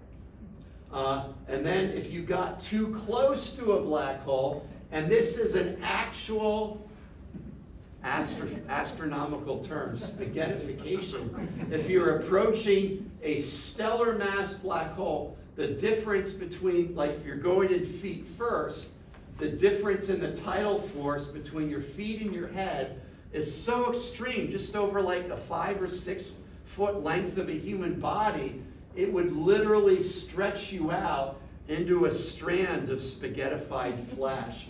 So you would meet a very unpleasant death. Now, if this happened around a supermassive black hole, you could actually fall into the black hole and survive because it's a much bigger black hole. The gravity gradient is much lower, so the tidal forces would not kill you. So here we see a astronomer about to be spaghettified. So some important open questions. There could be another class of black holes called primordial black holes that formed in the early universe. These would have the mass of an asteroid and the size of an atom. A primordial black hole could actually pass through the Earth and do like no damage at all, or very little damage. They really are not dangerous, but there could be some of these things in the solar system. Okay, if there are, we might be able to detect them because of their gravitational effects on the orbits of like Earth, Mars, and maybe some asteroids. If they do exist in large numbers, they could make up some of the mysterious dark matter that was missing from our inventory of matter in the universe. There's also, could we create a mini black hole in a particle accelerator? There was some thought that maybe at the Large Hadron Collider in Switzerland, which we see here, they might be able to produce mini black holes, which would instantly evaporate, no danger. They haven't found any evidence for them, but this is what you worry about. Since the last I heard, Medwick was working on a model black hole in his lab. If you actually did create a black hole, though, it would instantly disintegrate. You wouldn't actually detect the black hole, but you could detect its disintegration. Another, and this is a really important question, and that is, in general relativity, all the matter ends up at the center, at the singularity, but according to string theory and other theories that are not yet experimentally verified, you could have a very complex internal structure inside the event horizon that prevents all the matter from ending up at the singularity. You still have the black hole, but all the matter does not end up in the center. And the question is, would that affect what happens outside the event horizon? And we don't really know. This is unknown right now, but a lot of physicists would say yes. Another question, I'm sure many of you have heard the term wormhole. Could you have two black holes that are somehow linked by a tunnel or bridge called an Einstein-Rosen bridge, so that you could travel from here to here without having to go around? Okay, so we don't know that they exist. They're allowed by general relativity, but there is no observational or experimental evidence that they actually exist in nature. Okay, but that's what they also said about black holes for decades. So I'm skeptical, but I'm not closed-minded. Like, if they found evidence for this, or that it might be possible for an advanced civilization to create one, I wouldn't say, well, it's totally crazy. It's not a totally crazy idea. I'm just saying we don't have any observational evidence for it right now. And the same goes for white holes. There's an Italian physicist named Carlo Rovelli who's written a book about these called white holes. And these are like just the opposite of black holes. It's a region where light and matter cannot enter from the outside. Now, according to relativity, these things are physically possible, okay? They're not ruled out, but there's no observational evidence they exist, and we don't know how they would form. But that doesn't mean they don't exist. Another question is, is our universe a black hole in another universe? Like we're in a multiverse of many universes, we're in a black hole of another universe, and we don't know the answer to this question. It could be yes or no. A question that I find interesting, let's say you have a black hole that's like kind of isolated in space. It's not accreting matter, so it's not you can get pretty close to it and it's not dangerous. You just go into orbit, you're orbiting at a safe distance, and if you have really advanced technology, you could extract this immense rotational energy of the black hole. So are there advanced civilizations that are trying to tap into this energy? No evidence for it, but I would not rule it out. And my final part of my talk, and I realize I need to wrap up, is the great debate right now that is unresolved, and it's called the information paradox. And that is, what happens to the information that's contained in the material, like a star that gets shredded and its debris falls into the black hole? Does the information about what was in that star, does it get preserved or destroyed inside the black hole? And so I'm going to give you a little bit of warning here. The last part, the last few slides are a little bit more technical. I can't avoid it. So in physics, we have two great theories, and they're both incredibly well verified experimentally and observationally, but in black holes they give different predictions. Quantum mechanics is the science of the very small, like atoms and subatomic particles and light. General relativity is like black holes, gravity, planetary orbits, etc. So the goal of physics right now is to unify the two theories to give us a unified theory of physics. Okay, so general relativity predicts, I showed this slide earlier, the material that falls into a black hole is gravitationally crushed out of existence at the singularity, so the information about what fell into the black hole is lost from the universe forever. Information is destroyed. That's what relativity predicts. Quantum mechanics says that information in principle can never be destroyed. So black holes must somehow preserve the information about what fell into them, even if it might be practically impossible to extract that information. I use this illustration of a burning book. So imagine you took like a book about the Civil War, like a 1,000-page book about the Civil War, and you burn the book. Okay, where you're going to get the smoke and the ashes and the embers. According to quantum mechanics, if you can extract and capture every grain of smoke, every ash, every ember, in principle, you could extract and recreate the entire book word for word. Okay, in practicality, it would be impossible, but in principle, you can do that. So what quantum mechanics said is that black holes somehow preserve information about what falls into them. So I love this song, Mark Knopfler of Dire Straits, two men say they're Jesus, one of them must be wrong. So one of these theories has to be wrong, okay? They're giving opposite predictions, and so this is why this is an area of very, very active research right now. And Hawking predicted, and this is how he became famous, that black holes eventually evaporate, that they give off radiation. And it dates to this idea from Werner Heisenberg, who, by the way, directed the German Manhattan Project in World War II. Fortunately, they didn't get very far. He came up with what's called the uncertainty principle, meaning there's no such thing as empty space. Even if you try to take a volume and extract all the particles, there's still energy in that volume because it's giving off pairs of particles and antiparticles that annihilate each other. And this has been experimentally verified.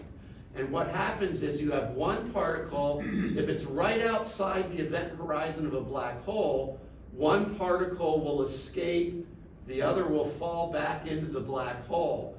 As that process happens, the black hole loses a tiny bit of mass. Well, of course, most black holes are accreting mass right now at a faster rate than they're giving off Hawking radiation.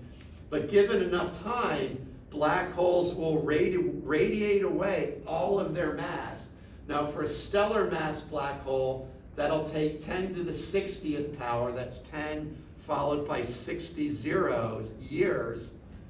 I'm not going to be around for that. And a supermassive black hole, that process will take 10 to the 100 years. That's such a staggering amount of time, we can't even begin to imagine it. So this is where Hawking became famous. Now, Hawking radiation has not yet been detected. It would be almost impossible to detect from like a black hole, like 100, you'd have to almost get right up to the black hole to detect it, or to create one in the lab. But his calculations are very good, so his idea is accepted pretty much universally by the scientific community. So does the Hawking radiation retain information that fell into the black hole? Like, was it a star or a planet or a baseball encyclopedia or a Civil War book that fell into the black hole? Well, Thorne and Hawking bet that black holes destroy their information, that they destroy the information. So they made a bet with a great, brilliant Caltech physicist who's a quantum mechanics expert named John Preskill. And here's a copy of their bet. Here's Hawking's, he has this motor neuron disease, so it's a thumbprint. So they made the bet, and the winner of the bet would receive an encyclopedia of their choice. And this is where we are right now, is these are some great theoretical physicists. In fact, Leonard Susskind, I have his book right over here. They have calculated that the event horizon of the black hole preserves information of what fell in the black hole, and that information eventually gets leaked out in the Hawking radiation. So they all came to that conclusion, and Hawking in 2004 agreed with them. And he conceded defeat, and he gave Preskill, we saw on the previous slide, a baseball encyclopedia. But Thorne, who still, and by the way, there's a lot of good interviews with Thorne on the internet that you can watch. And also Susskind has really good lectures and interviews as well. Thorne says, no, it's not yet proven. He has not conceded defeat. So he has not yet given John Preskill an encyclopedia. So this is, though, an incredibly active area of physics. And I would argue that until Kip Thorne concedes defeat, it's an unresolved matter. So I just want to say thank you for your interest and attention, and I am happy to take questions. And these are 4 books that I very strongly recommend. This one I just finished reading just last week. She's a British astrophysicist who has a great weekly website with all the latest astronomy news. He's a British-American astronomer now working in California. He's a great science writer. This is an extremely well-written book, and this is owned right here by this library, the Fredricksen Library. I didn't need to take it out, though, because I already owned this book. This is the great book by, I think you guys own this book too, or the system does, by the Nobel laureate Kip Thorne, who I just mentioned. And this is the Stanford theorist about this whole information paradox, Leonard Susskind. So these are, and it's actually, this is pretty technical stuff, but he's a pretty good writer. I mean, it's, I'm maybe not understanding everything in the book, but enough to get the general gist of it. Where Thorne, this is also pretty technical, but I read it a few years ago and I understood it. So, okay, well, thank you all very much, and I'll be happy to take questions.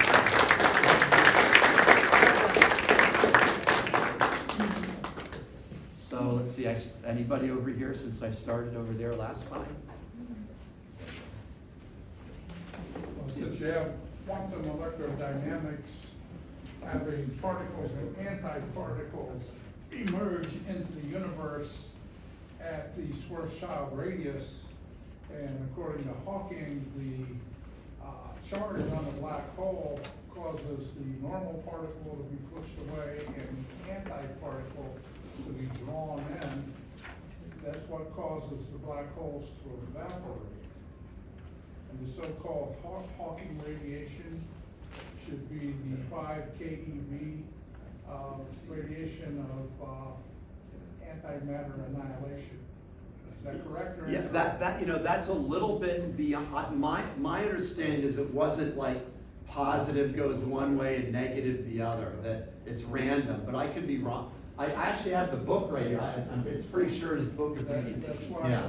I But- emailed back and forth Yeah. to Hawking for a while. Okay, see, the problem is that when we're looking at black holes, the nearest one is like hundreds of light years away, and the Hawking radiation is such a weak effect that practically we would not be able to observe it, at least not yet. We wouldn't have the technology. Like, you'd have to get closer or have much more sensitive telescopes than what we have right now. The best way to detect it would be to create a black hole in the lab, because if Hawking is right, it would decay in like a tiny, tiny fraction of a second, like something like 10 to the minus 25th of a second. And you would detect, like if you created one of these things at the Large Hadron Collider in Switzerland, let me go back to that slide. If you detected it here and you created a black hole, you would just see like this burst of particles with a certain range of energies, and that would tell you that a black hole formed. So this is probably right now the only way that we could detect the Hawking radiation. And it was because we did not detect the Hawking radiation in his lifetime that he never won the Nobel Prize. If this experiment, he died like 5-7 years ago. If they had detected Hawking radiation in his lifetime, he would have, the next year, he would have won the Nobel Prize. Guaranteed. Would the magnitude of the energy release be dangerous to the people? No. And it was interesting because leading up to the construction of the Large Hadron Collider, there was some press, articles arguing that would it be a danger? Like, you create a black hole and it starts sucking in matter, and eventually it sucks in all of Earth and we die. But all of the calculations show that so here's an example. Every single day, cosmic rays from outer space are hitting Earth's atmosphere, okay? And some of these cosmic rays are, they're things like protons or subatomic particles that are accelerated to like 99.9999 times the speed of light. We don't know what caused it. Probably has something to do with black hole jets. So every day, if black holes could form at the Large Hadron Collider, because the collisions in the collider are lower in energy than the most energetic cosmic rays that hit Earth's atmosphere, or the moon, or the planets, or the sun. So if this would create a dangerous black hole that could destroy the Earth or release radiation that would be harmful to a human, well, nature's doing that experiment every day in Earth's upper atmosphere. Okay, well, we've detected these high energy cosmic rays. If they're producing black holes, they haven't caused any harm to anybody. So there was no doubt, it was 100% certitude that the experiments that are being done at the Large Hadron Collider are safe. Like, there was no conceivable way that they could do any harm. I mean, it was impossible. Because if they could, we wouldn't be here. Nature would have destroyed Earth like billions of years ago. Does all that make sense? Yeah.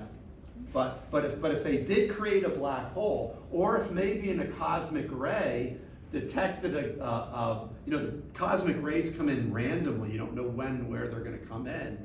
If we could detect one that created a black hole that then instantly evaporated, that might be a way that you could detect the Hawking radiation.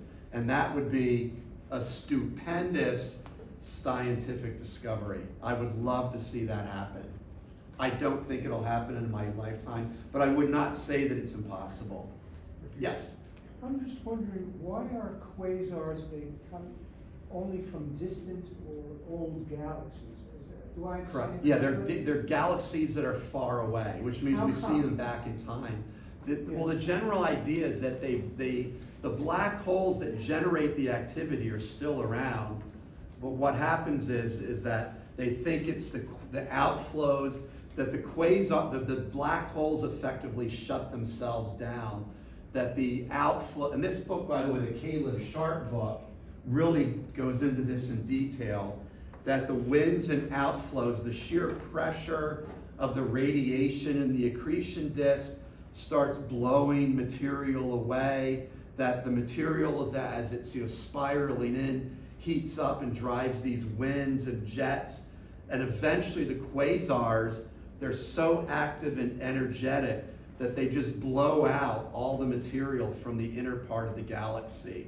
And once the quasar, or the black hole, doesn't have any material to feed upon, then it shuts down. The black hole is still there, but it shuts down. Or it might be, like, let's say if a star gets too close and gets shredded, it might temporarily light up, but then it'll shut down again. So that's the general thinking, is that in the modern universe, these objects, because we see galaxies all around us with supermassive black holes, but they're just not active. There are very low activity. So we think that the quasars ultimately shut themselves down. I have a second question. Yep. There's kind of a relationship between black holes and galaxies, right? Yep. And this is one of the major things. Yeah. They're kind of married. Yeah, that's exactly. Yes. So, but we don't know, are black holes the reason why we have galaxies, or are galaxies why we have black holes? I realize it's. Well, that's a great question. it's an You're asking a interesting great thing, question. I'm Yeah, saying. exactly. You're asking a great question. I wish that is a huge unanswered question. I think, we see, and I showed you, I think, where was it? Let me go back. Am I going in the right direction? I think so. No, you're asking a perfect, great question. So, we see these quasars at very high distance. I really get the feeling that they formed very early in the universe, and they could have acted as seeds where you form maybe a black hole of maybe 1 million solar masses, and the gravity of that would help brain in a lot of gas and dark matter around it, and then the galaxy formed around the early black hole, where the black hole was the seed that later made the black hole possible, or that made the galaxy possible. But then there's other scientists who think that the galaxy forms first, and then you get concentrations of matter in the center of the galaxy that collapses to form the black hole. So it's sort of a chicken and egg question.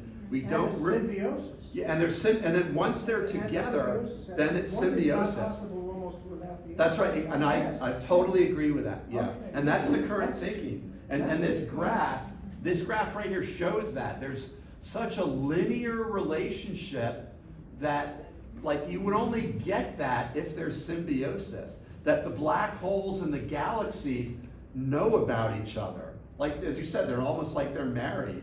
They're stuck with each other. Like, if the galaxy doesn't like the black hole, it's too bad. It's stuck with the black hole. But yeah, there's and the Milky Way, though, is interesting is that the Milky Way, like we're like down here somewhere, because our bulge is big enough that we should have a more massive black hole than we do. So it's not like every galaxy, but most galaxies.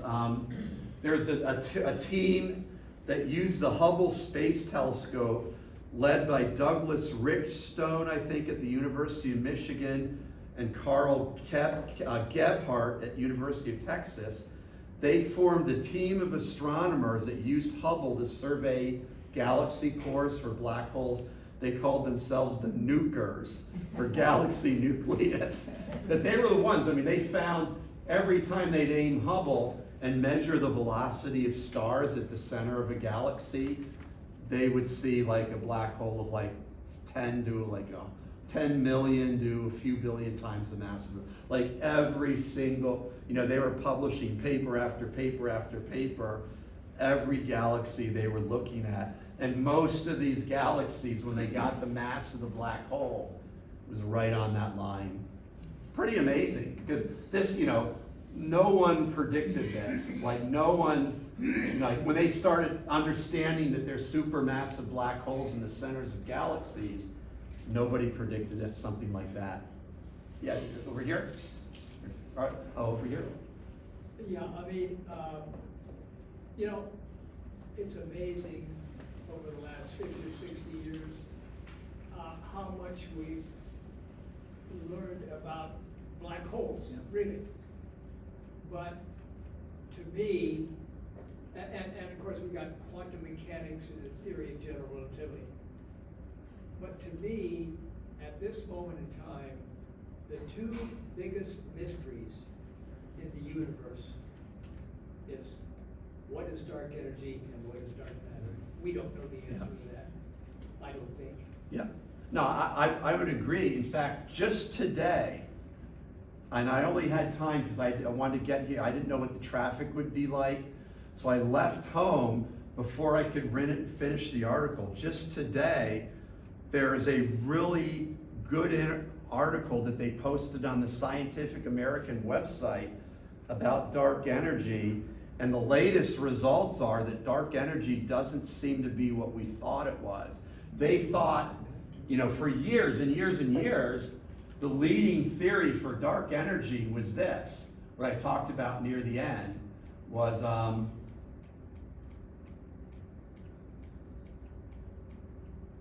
this, the particle, antiparticle, like the vacuum energy of empty space. Okay, but with the energy, with this, because space, it would be a constant. It's called the cosmological constant. But the latest results from an instrument called DESI, and I forgot what DESI, Dark Energy Survey Instrument, that's right. It's on a telescope in Chile, is that dark energy is weakening with time, okay? If that's true, then it's like, wow. Well, but in all the stuff that I've read or, my favorite TV show, of course, is How the Universe Works, but they say that the first 9 billion years of the universe was dominated by dark matter. Yeah. And over the last 4 billion years, it's been dark energy. I don't know how they... Yeah, okay, so, and that's a good description, because if dark energy is the cosmological constant, like in the early universe, you have less space because the universe is more compressed. So dark energy's effects is lower. As the universe gets bigger and bigger, there's more volume of space. And if dark energy is a constant emerging from empty space, as the universe gets bigger, and think about the early universe, it's more compressed, that's when dark matter would be more of a dominant in the early. So that's actually you correctly described the thinking, and it was thinking that about 5 billion years ago, dark energy kind of became the more dominant force. So the first 9 billion years, it's dark matter. Last 5 billion years, dark energy. But as we go further and further to the future, dark matter gets less and less influence. Dark energy gets more and more influence over as the universe. No, I mean, according to this, the universe is going to expand forever, okay? But if this is wrong, it's, then maybe the universe will eventually collapse back upon itself, which means in the future, dark matter once again becomes very important. And I would say if we could unify relativity and quantum mechanics, that might give us important clues to what dark matter and dark energy actually are. So, do you think the quantum mechanics and/or general relativity have to sometime explain really what dark matter and dark energy is? I would hope so, because it is a huge, huge mystery. I mean, both are. I mean, I talked a little bit about bets here. Okay, I bet when I was at Sky and Telescope. In fact, I need to send her $5. We had one of the editors I hired was named Monica Young, and she got her PhD at Penn State in astrophysics. And I thought, this was maybe like 12, 13 years ago, I thought that by 2025, we would know what dark matter was. And I bet her $5, and we don't know still what dark matter is. So I like next if I see her sometime, or I should just send her a $5 bill. And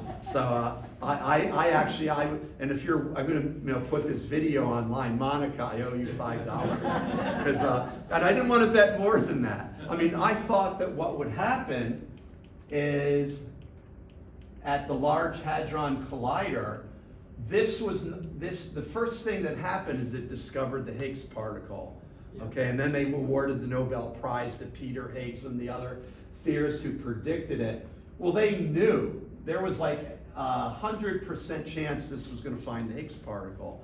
That's not why it was built. Okay, this was built to detect even heavier, more massive particles called supersymmetry particles. Okay, because they were predicted by a lot of theories. And the prediction was that this thing would find supersymmetry particles, which would turn out to be the dark matter. There was a particular supersymmetry particle called a neutralino. That's the heavy supersymmetric partner of the neutrino. And I was reading, I bought the hype, I was wrong, all during like the early 2000s. All the theorists saying, oh, we're going to detect the neutralino at the Large Hadron Collider, and we'll know what the dark matter is. That'll tell us what dark matter is. Well, they've reached the energy range and surpassed the energy range where it should be able to detect all of these supersymmetry particles that were predicted decades ago. It's gone way beyond that. It has found zero evidence for supersymmetry, zero.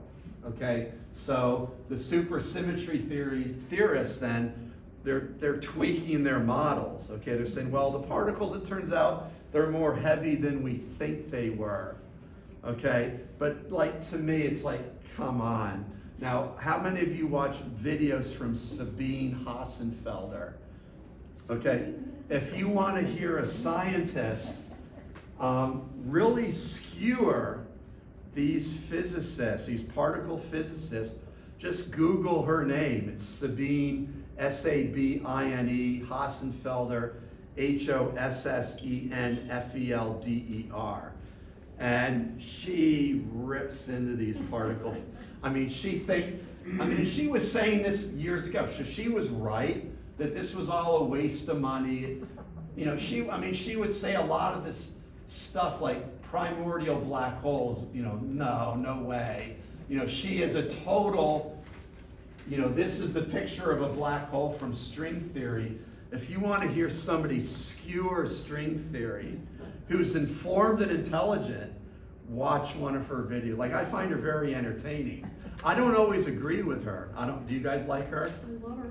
Okay, yeah. If you kind of like want to put, I think she has an axe to grind. she does. Yeah, she does. Yeah, I mean, I agree with her more often than I disagree with her, but there are things she says that I think are just wrong or unfair. but I still enjoy watching her because she doesn't hold back in her opinions. And she's a particle physicist. I mean, she has all the academic credentials to level these critiques of the field. So she's very smart and well informed. She keeps really up to date on all the latest literature. When a new paper comes out, she will comment on it. And she has intelligent things. Now it's interesting, I watch her videos too. So she's British, and she has a totally different personality. She has a very sunny, cheerful personality. But she often, like you hear, they're both commenting on the same papers, and there might be times where they agree, but like she's, oh, I really kind of like this paper, but I don't agree with it, but it's a really good idea. And Sabine is more like, like this is just more of this bullshit. She doesn't use bullshit, but this is all like, what are they thinking? They're trying to rip taxpayers off their money by asking for these experiments. So they have a very different way of covering science, but they're both good. I mean, if you guys want to keep up to date, her last video I watched was a few weeks ago, and it was really cool. At the very end of the video, she goes, well, I'm going to be taking some time off. Me and my longtime partner, we've decided to get married, and we're like going to, I can't remember where she said they were going on a honeymoon, but she's been dating, and she mentions in his book that they've been like together for like 15 years, and they decided they're going to get married. So I think it's going to be another few weeks to a month or two before she has a new video out. But it was just cool. It was kind of cool for her to end her video that way. This is a mundane question. What is that big thing, the Higgs thing? I'm sorry, what you that big machine you showed? No, it's called the Large Hadron, Hadron Collider. So what does it do with itself? Okay, so and maybe I made too much of an exception. So what it does is, it's a particle, okay, and it's in Europe. It was built and funded by the Europeans almost entirely. So none of us contributed to its financing. Like some of the scientists are American, but you didn't have to pay for it, okay? So what it is they take subatomic particles, and this is the circumference is like, 27 miles or something? And it slams these particles into each other, and from, as these particles slam into each other, they form new and heavier types of particles. They then disintegrate quickly, and from the disintegration, you can learn about like new types of particles and nature. The problem is that it was these particle collisions, they thought they were going to get to an energy to create these super symmetry particles, the neutralino, the dark matter. And they've done these experiments now. I mean, this thing turned on, I think, around 2012. So they've been doing experiments for like more than a decade. And they have, I'm going to be completely honest. It has not lived up to the money. I mean, this was like billions of dollars or euros were put into this. And it was supposed to find new physics. That's physics beyond what we already know. It really has not. It has not really advanced our understanding of physics, like virtually at all. It did confirm the Higgs boson, which was the last particle of the Standard Model that was predicted. It found that. But there were already hints from the Fermi lab outside Chicago that the Higgs boson existed. Like everyone knew it existed. This got a good mass measurement, which is good. That's about it for that's not a big scientific payoff for the amount of money put into it. So physicists are saying, well, we want a bigger collider because if we build a bigger collider, then we'll get new physics. Sabine Hassenfelder is like, bullshit. Like she's like, what a colossal waste of money. So, it's not totally crazy. Maybe the domain of new physics is just beyond what you can produce at the Large Hadron Collider. I mean, it might be that they're right. Some of you might remember in the 1990s, the United States was going to build a much bigger collider called the Superconducting Super Collider. It was going to be 54 miles underground in Texas, okay?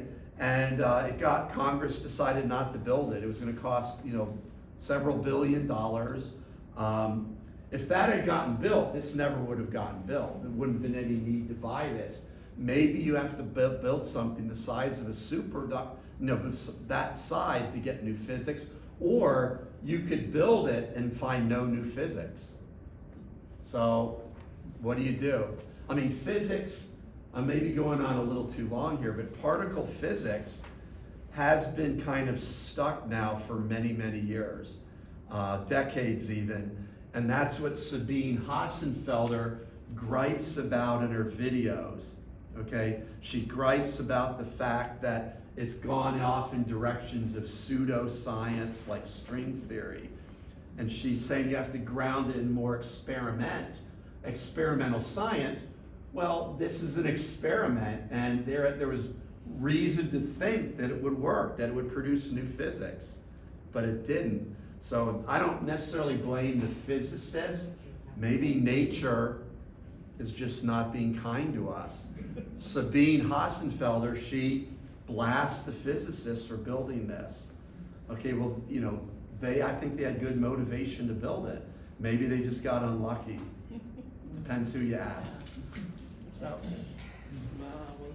Okay, well, thank you all for coming. Thank you. We found all the particles that exist. Are very Thank you.